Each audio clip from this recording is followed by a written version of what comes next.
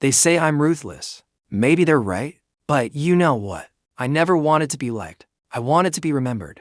My name is Larry Ellison, and I built Oracle from the ground up because I hate losing far more than I love winning. My story starts in 1944, in the Bronx. My mother was just 19, unmarried, and she couldn't keep me. So, she gave me up for adoption. I was raised on the south side of Chicago by my aunt and uncle. They were good people, strict, traditional, but ordinary. But I was never ordinary.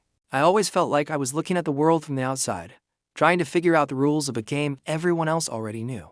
My adoptive father, Larry Ellison, was an immigrant who worked hard but never quite made it. He always told me I'd never amount to anything. Those words, they didn't break me. They ignited something. They became the fuel for a fire that still burns inside me. He wanted me to be conventional, to get a degree, find a stable job.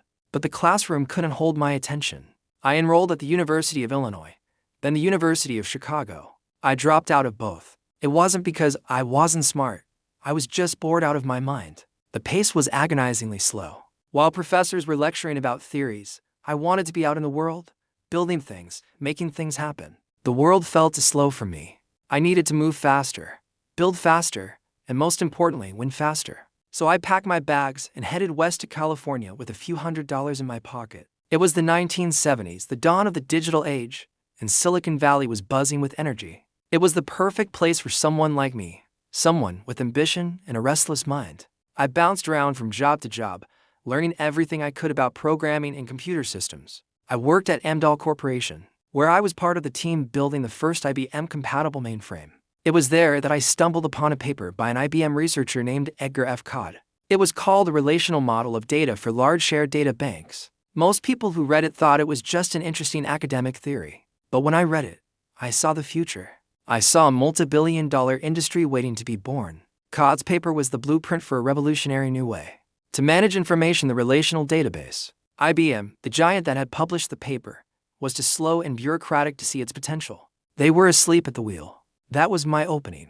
In 1977, with two partners, Bob Miner and Ed Oates, I scraped together $2,000 and founded a little company called Software Development Laboratories. Our mission was simple but audacious: build a relational database system better than anyone else on the planet. We were a tiny, insignificant speck against the giants of the industry. But we had something they didn't: desperation and a hunger to win at all cost. We didn't just want to build a product, we wanted to create a legend. We renamed the company Relational Software Inc. And then, we found the perfect name for our product, a name that sounded powerful, mythical, and all-knowing: Oracle. I didn't invent the relational database. I just built the best one, and I learned how to sell it like a weapon. In the early days, it was chaos. We were writing code around the clock, fueled by coffee and the sheer belief that we were onto something huge. Our first big break came from the CIA. They were our very first customer. That government contract gave us the credibility we desperately needed. From there, we started going after commercial clients. Our competitors had brilliant engineers. I had gladiators. Our sales culture was legendary. We were aggressive, relentless, and we didn't play by the rules. We promised features that weren't even built yet, a practice that became known as vaporware. We'd tell customers we had a product that could do everything they wanted, get them to sign the contract, and then race back to the office to actually build it. It was a high-wire act, but it worked. We weren't just selling software, we were selling dominance. We created an image of inevitability that Oracle was the future, and everyone else was the past. When we went public in 1986, just one day before Microsoft, the company exploded.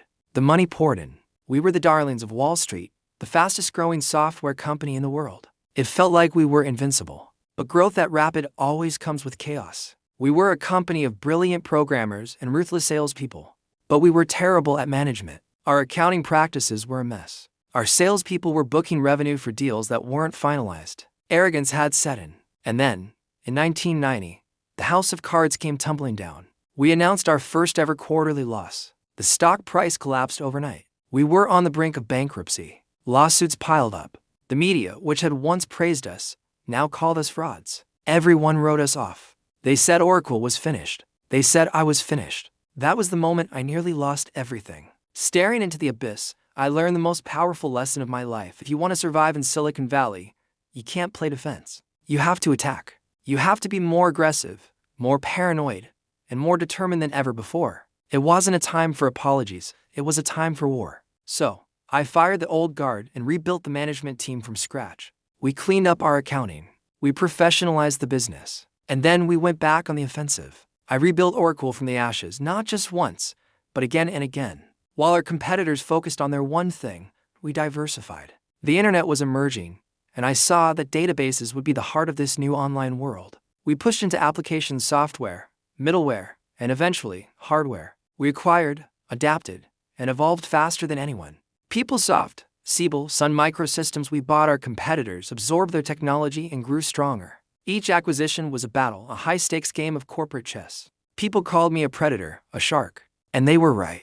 In business, you're either the predator or the prey. I made my choice a long time ago. Today, Oracle runs the backbone of the world's businesses. We power the global financial system, government agencies, telecommunications networks, and countless multinational corporations. When you use your credit card, book a flight, or interact with your local government, there's a good chance Oracle's software is working silently in the background. I'm not the richest man in the world. I'm not the nicest guy in Silicon Valley. But look around. I'm still here, while most of my early rivals have faded into history. Because the secret to longevity isn't perfection. It's refusal. The absolute, unyielding refusal to stop. The refusal to be told what you can and cannot do. The refusal to lose. People look at the yachts, the planes, the private island, and they think they understand me. They don't. Those things are just the byproducts of the game. The real prize was never the money. It was the win.